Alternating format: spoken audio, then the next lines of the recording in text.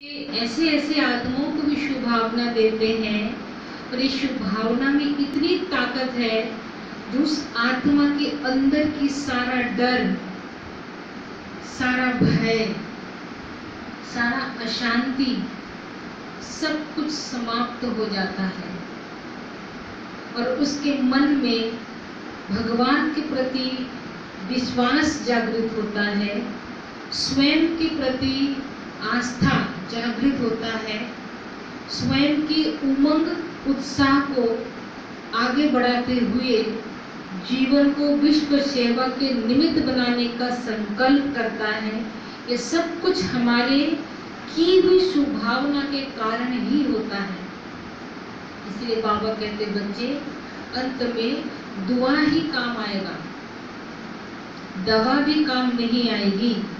इसीलिए दुआ मन शुभ भावना हम बच्चों का ये हमारा अंतिम सेवा है हर आत्माओं के लिए।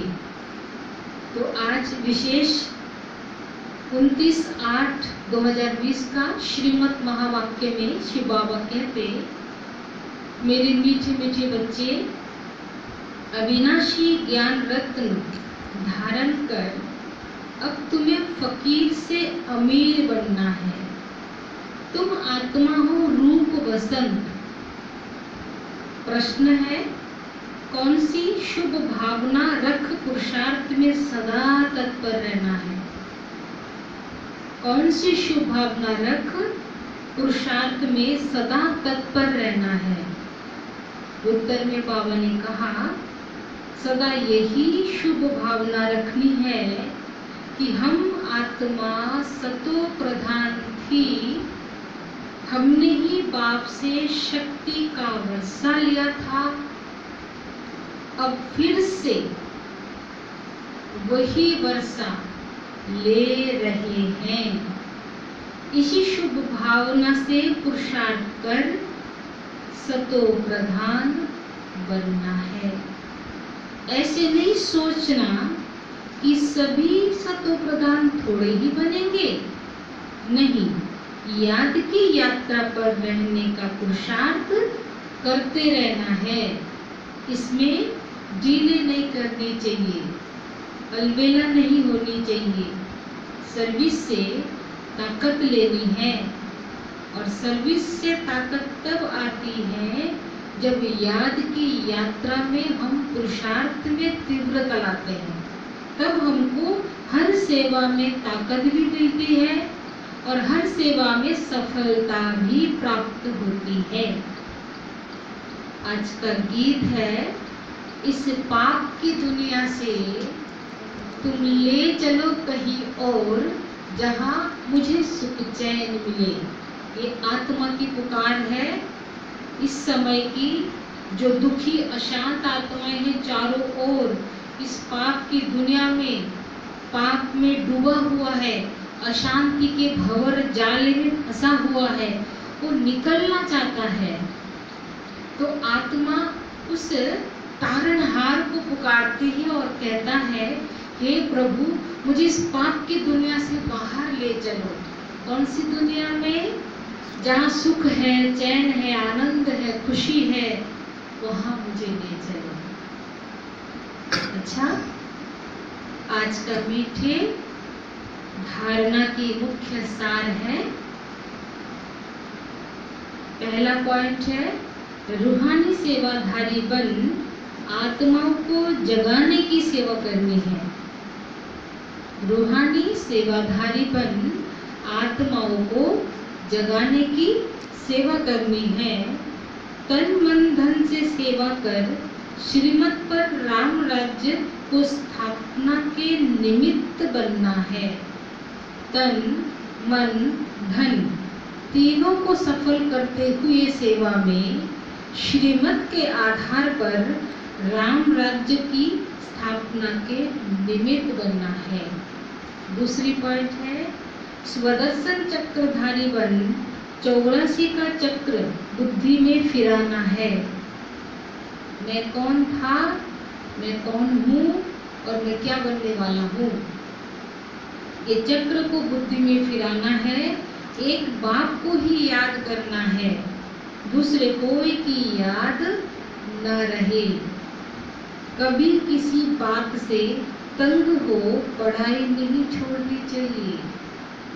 कभी किसी बात में तंग होकर पढ़ाई नहीं छोड़नी चाहिए। ठीक है, आज का बाबा का वरदान है, बाप और प्राप्ति की स्मृति से सदा हिम्मत उल्लास में रहने वाले एक रस अचल भव। सदा बाप और प्राप्ति की स्मृति से हिम्मत और उल्लास में रहने वाले एक रस अचल भव। स्पष्टीकरण है, बाप द्वारा जन्म से ही जो प्राप्तियां हुई है उनकी लिस्ट सदा सामने रखो। जब प्राप्ति अटल अचल है तो हिम्मत और उल्लास भी अचल होना चाहिए। अचल के बजाय यदि मन कभी चंचल हो जाता है, वह स्थिति चंचलता में आ जाती है, तो इसका कारण है बाप और प्राप्ति को सदा सामने नहीं रखते। अगर प्राप्ति सामने रखेंगे तो अवस्था में कभी भी बाबा कहते हैं ऐसे कभी चंचलता मन में नहीं आएगी, स्थिति में चंचलता नहीं आएगी। अवस्था सर्वश्रेष्ठ शक्तिशाली बनी रहेगी। कब? जब बाप और प्राप्ति को सदा सामने रखेंगे, तो ही सर्व प्राप्तियों का अनुभव सदा सामने व स्मृति में रहे, तो सभी विघ्न खत्म हो जाएंगे। सदा नया उमंग, नया उल्लास रहेगा। स्थिति एक रस और अचल रहेगी। इसके लिए बाबा ने दो शब्द को याद करने बोला, बाप और प्राप्ति। ठीक है, ये दो शब्दों को याद करेंगे तो मन चंचल नहीं होगी, स्थिति में चंचलता नहीं आएगी, अवस्था शक्तिशाली बनी रहेगी, अवस्था एक रस अचल हो जाएगी।